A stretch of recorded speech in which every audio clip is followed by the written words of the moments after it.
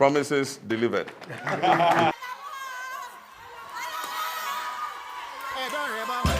Mr. Speaker, we have also allocated 203 million Ghana cedis for the payment of teacher training allowances.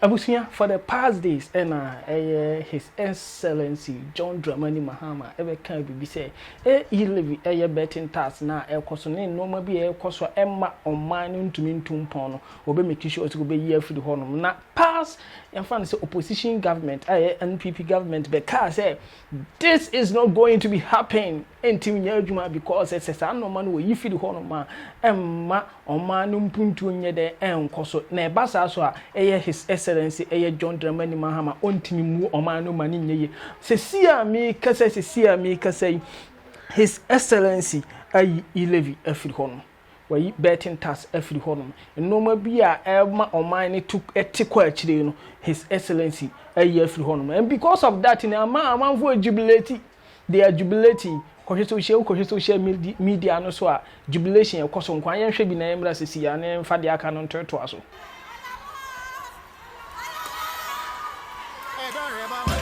Mr. Speaker, we have also allocated 203 million Ghana cedis for the payment of teacher training allowances and another 480. This is the reason why I'm in white. Let me try it. As you can see, this space is there. But today I'm in white. I'm sitting in white because jubilation no cause my crema near Giama Boroso.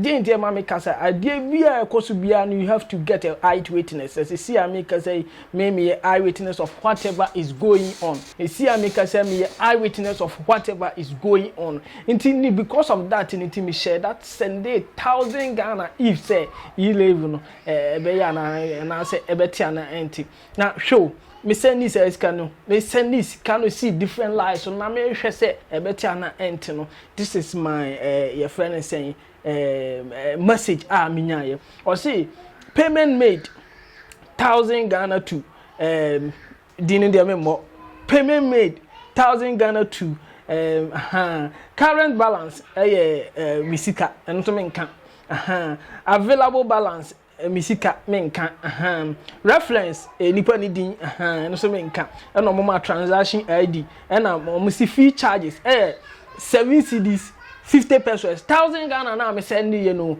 me I say ye hwe say no kra na say enye no kra nti me send 1,000 Ghana no me charges ni ye 7 cedis 50 pesos and from there no a tax charge is 0. Obviously tax charge is 0. I hope you get it. No mema on me to aso no mema message it was say yellow dear customer value customer the 1% electronic transfer levy into bracket E-Levy has been abolished and no longer applied to your Momo transactions. Enjoy seamless transfer with no E-Levy charges. Just Momo it. I hope you get it. Now just like a normal person like a bro you are doing in tears so a friend saying young don on the Osram Penfon can do on my term. This is honestly this some can be moment and so nemra see ya. Straight up and cassa. Enti John Dramani Mahama, let's get into it. You see why you better tax na free boys no so what say E-Levy free boys no so but listen. Jimmy no jai uba wonya hwe so aja say uba wonya hwe enti sane enipa be hunu say uye bibi E-Levy ne nkwase attest better tax no na eniwo akufo ado aboa na de bai enti why ya san kwase asem ya yi afiri so ankyere so aye bibi anya hwe hwi ni ho why enti no uba say hunu say why bibi aye dai stop garam say nsuo na yes no stop it mona mo ye ayi leaders in the country mo stop garam say mprempre ya animu ye ayi asiafo asefo kwa mo stop garam say na number 2 masa make sure say Ghana ni bia benya adwuma ye enya sa krono no eso ntedawo da bia sikani benya sika makromfo abewia na najo da bia sikani benya sika makromfo abewia na najo enti John Dramani Mahama Jimmy no yade ai Jimmy Yadian, Jai, Oba, no. A cow, it's a sea Mahama by a single Kabias Aburago. Hey, what do you just Jimmy Munya would more a Kufano a catch to the other Sumiaso. Oba, what's the Biaco count? Jimmy Ghana, any pagina is some wow. You can use that opportunity to get more money because the answer of the system are two places. Ghana, there is no system. Now, and campus a system never kill, no system. And Tinyan say what's away and say, what did the system go? What the system go in places? So what I say, what the system go in places?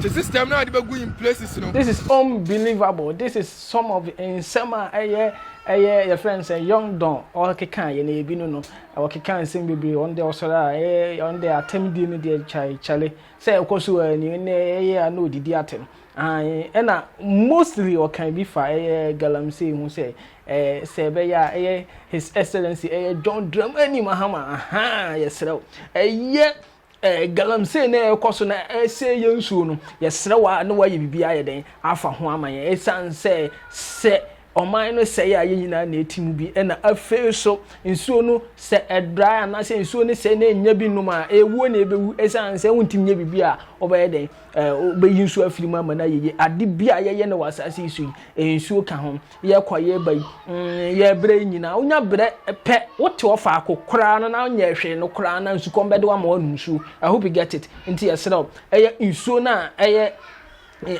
galamsey ekoso bebrebe wo nsuo no ho no na no so aye den wa kan bibi aye den afa ho amaye GH Poki awon so be kan be reaction friend say the asin na chese oman mu ni de ekoso no huja kamnya powder kora nka mebo no powder bi wa ha amnya powder nka mebo esan say ne nkunimdie nku a na ekoso ohu powder no E-Levy no matwam no E-Levy no matwam no powder E-Levy no matwam no ohu lie no aha E-Levy no matwam no powder abusia na sa na ekọ na esa na ekọ o watwa E-Levy anigye nko a I hope you get it aha abusia ye to aso no na chese GH Poki ono so yenko na yenko hwe ono so ne reaction wo ye fa E-Levy no matwam no yenhwe mra sesi ya na yento aso me nyankopon Ghana dawase wate enura me hwe nigye pa ewura mahama de abolish taxes ide gu Ghana force wa na magbinsi yie ekoye ewura kufuado ne battalions a enko abolish wi ya na nko mu implement abolition levy.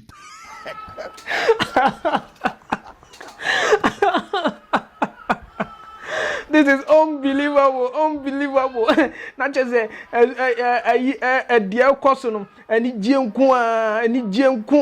ekoso. I hope you get it. Imranti Bisuba commenting about the betting tax no almost my witness and one betting tax ni bi di kikim wadi betting bi rather wadi betting bi na odi betting no wayi sika no betting tax na anye den anka no enti wono so buy this is wono so ne reaction nie na chese ani jeme broso chele powder nie ye di gu ya honko a hope you get it aha abusuya ani je nko a na meti quite mu powder ni so nie because of E-Levy no my ye feel honum na chese ani je nko me betting tax and ha me because me twa bet and a moreover ye nua manom omo tonsuo ewo friend say krom omo tonsuo no omo je omo tax. I hope you get it. And so omo sun pure omo kwa up and down e bike omo de kakran nkra omo je omo tax na mpese obi a utwa bet wa utwa bet ne de enu so ya adwuma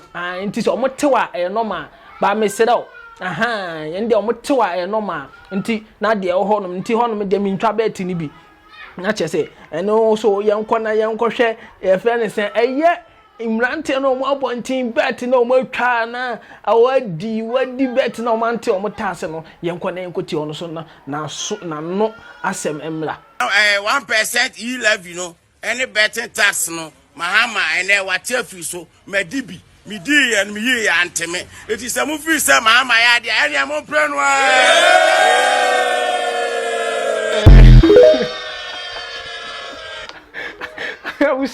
everywhere is on Anijian Kwa. Everywhere is on Anijian Kwa. Not just say they are causing the happiness. I hope you get it.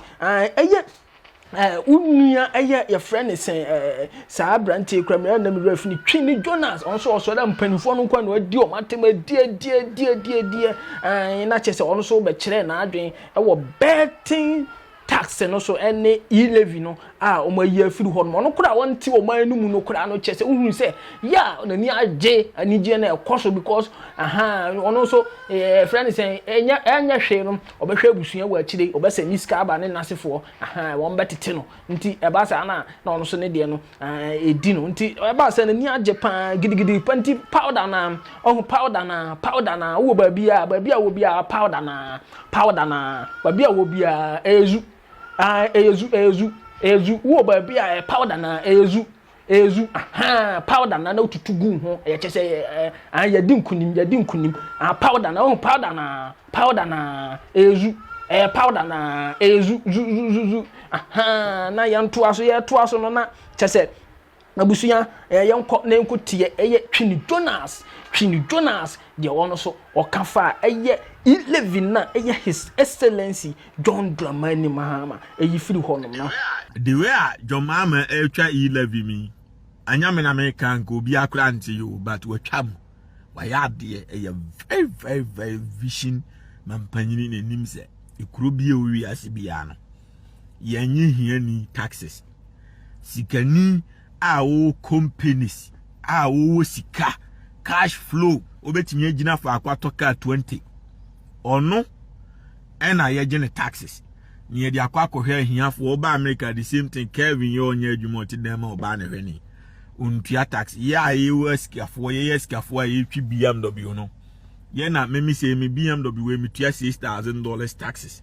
that is insurance kekeo and sena matua road first saying ebobo animu ha sei sa no ma ye bobo animu ha ye kura first registration one ansana me top petrol taxes guno so because who was scared be powerhouse there I say top petrol me sa tua inspection ni nyina ko government num say scan ye de hwe sa aboa ne ma e wa bruchi omunya adwuma bi broni kromu a wonya adwuma no you don't pay taxes ya ye wo sika na ya toto cash no ye top petrol ya toto mansion no ye na yetua property taxes ni ye dia kohwe bibeni o ti aban fie free abusuya ana eyezu ende na eyezu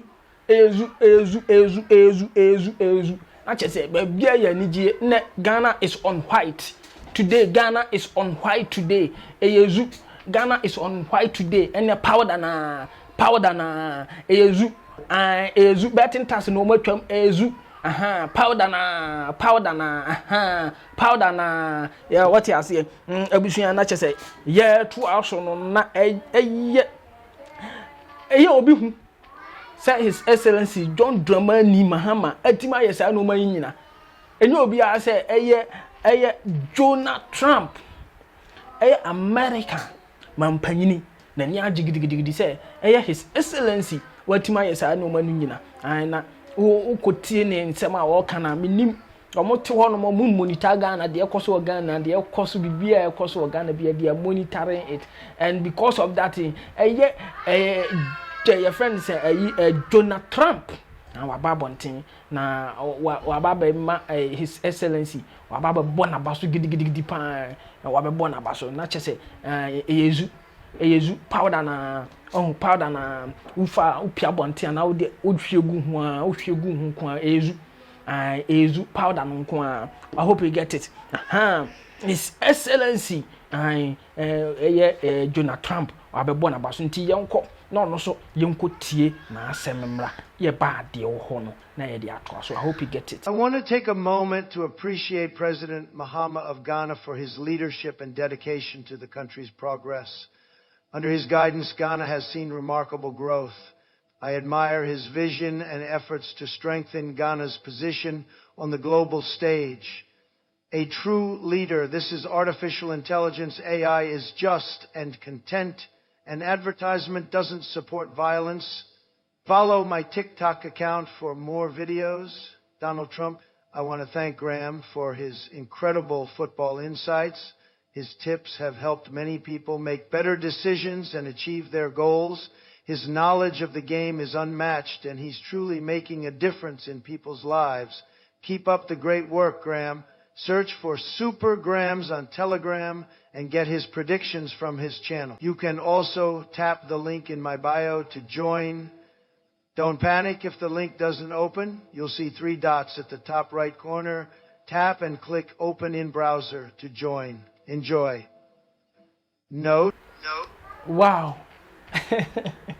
Wow, this is unbelievable. Abusia, not just say, and the course of my net Ghana is on white. Eyezu. Ghana is on white. Eyezu.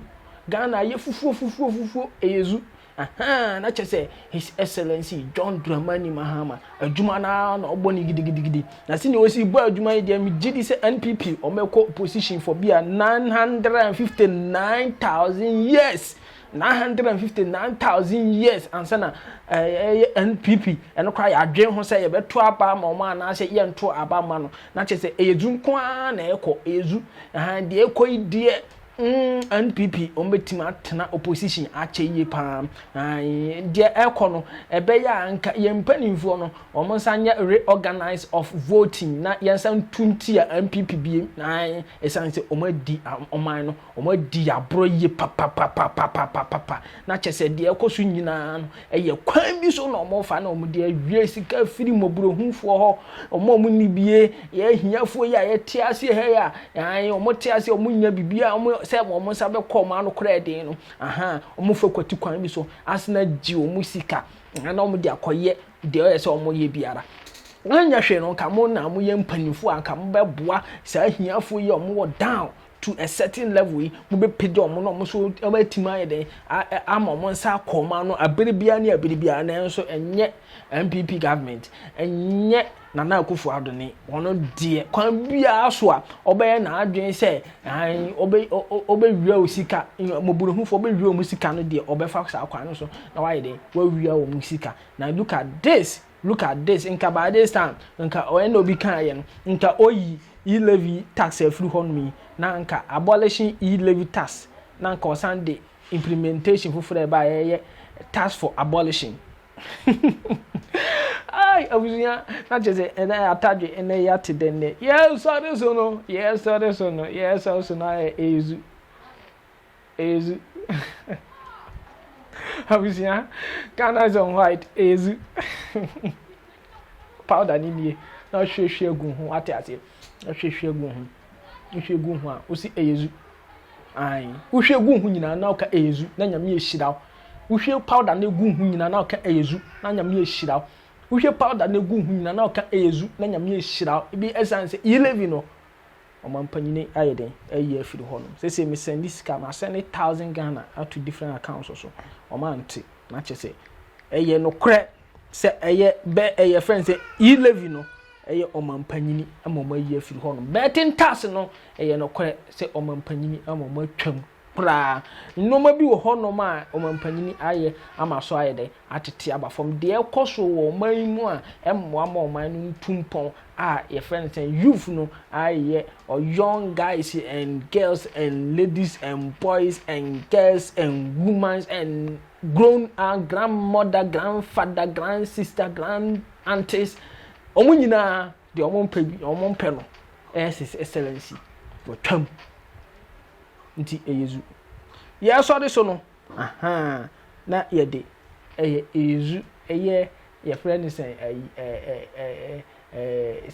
a school, one of the school omanya jigidi efa betting E-Levy no matwam no yede omanije no e so de so anu no awusunya ye mesina hia on subscribe to this channel. Yes, no subscribe. Now I love it. Love it, nature say like it. What I say, I love it, like. I hope you get it. Now I share. Ne ye dear nichi at no my. Yami shira also share me.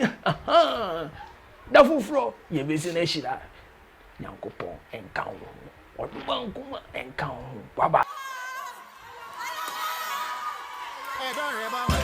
Mr. Speaker, we have also allocated 203 million Ghana cedis for the payment of teacher training allowances and another 480 million Ghana cedis to nursing training allowances.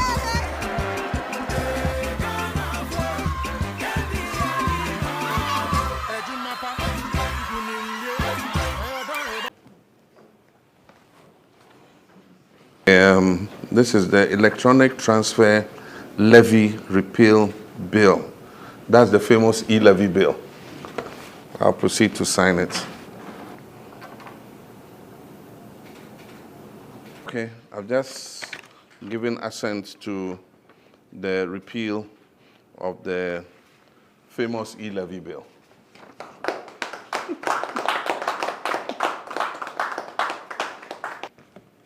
Now, this is the Income Tax Amendment Bill 2025 to remove withholding tax on winnings from lottery, betting, and games of chance. This is the famous betting tax repeal bill. And so I'll assent to it, 2nd April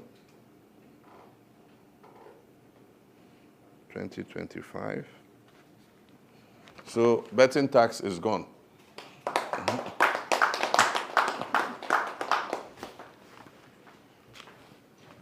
Now, this is the emissions tax repeal bill.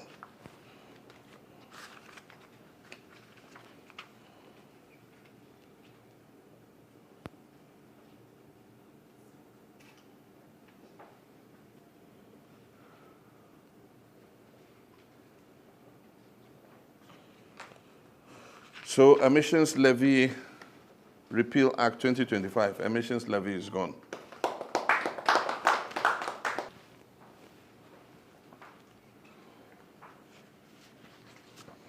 This is the earmark funds capping and realignment bill.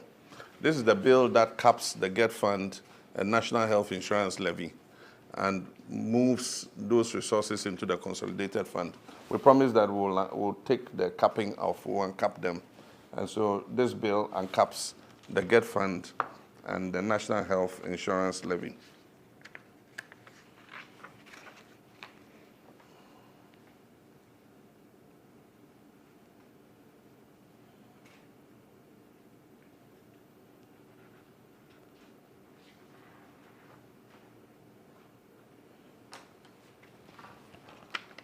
So the earmark funds capping and realignment amendment bill has been assented to. So it means GET fund and NHIL will receive the full amount of their levies.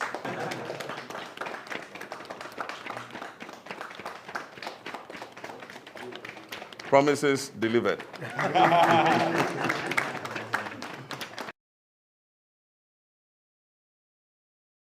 East, touch my mind, Ghana mind, Yanimu Bedidra. Day by day enterprise. Yasaswaba. Ye deal in all kinds of washing and bathing accoutrement, retail and wholesale prices. Don't come yo, don't come. Enepa huwa da beng. Don't come yo, don't come. Enepa huwa da beng. Ya titu su say who selewa atufuabuo.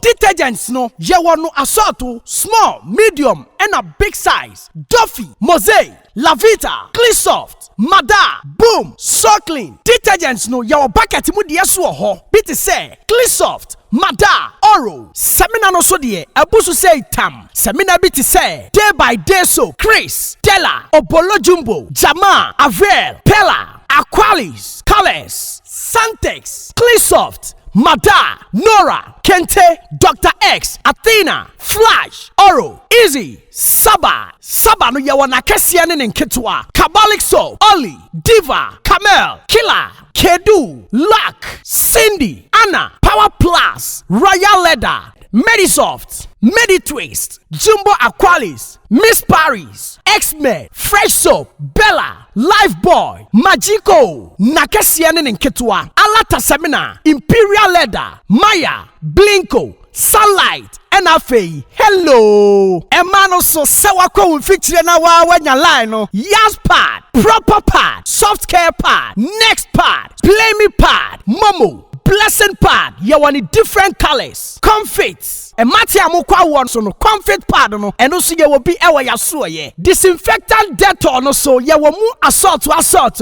ye will mother Dettol camel small medium and a large original Dettol and kwala pampers no so de QT JK soft care na kese ne nketwa ne na dantemu sweet baby pull up sunny pampers blimmy pampers 7 now pay wipe so de ye was soft care wipe tamine halitosis aje will say aboswana ye dealing all kinds of Pepsodent 123 Pepsodent charcoal close up Charlie Tigard and Angola and tuntumo Howard demo soa ye want the queer enemy spray Sasso Fatala Heaven fast kick so be koto take out to spere so de tiro no so ho Coco Pride Natural the Lords soft care and Nadva tiro a ye toilet roll and tadina ye fiama wusia and kikawano edaso mu ana Parazone ehia maw Mada Parazone small and a big size bling Parazone small and a big size se wo chichi ni bench na wutimi ba yaso ya de hia ne se obefre ye and your man ye be package the kama near the ascende o we accept momo yeji momo wo betumi afre day by day enterprise e wa matufo yi so 0544 644 852 day by day enterprise ana ya tetu say who ye don't come Atufo. hwehwe day by day enterprise e wa tachimai sunyan station abronsan na e wo akire ho pe no day by day so ye kankra atufo day by day enterprise can do spirit day by day soap and never want that bed atufo every day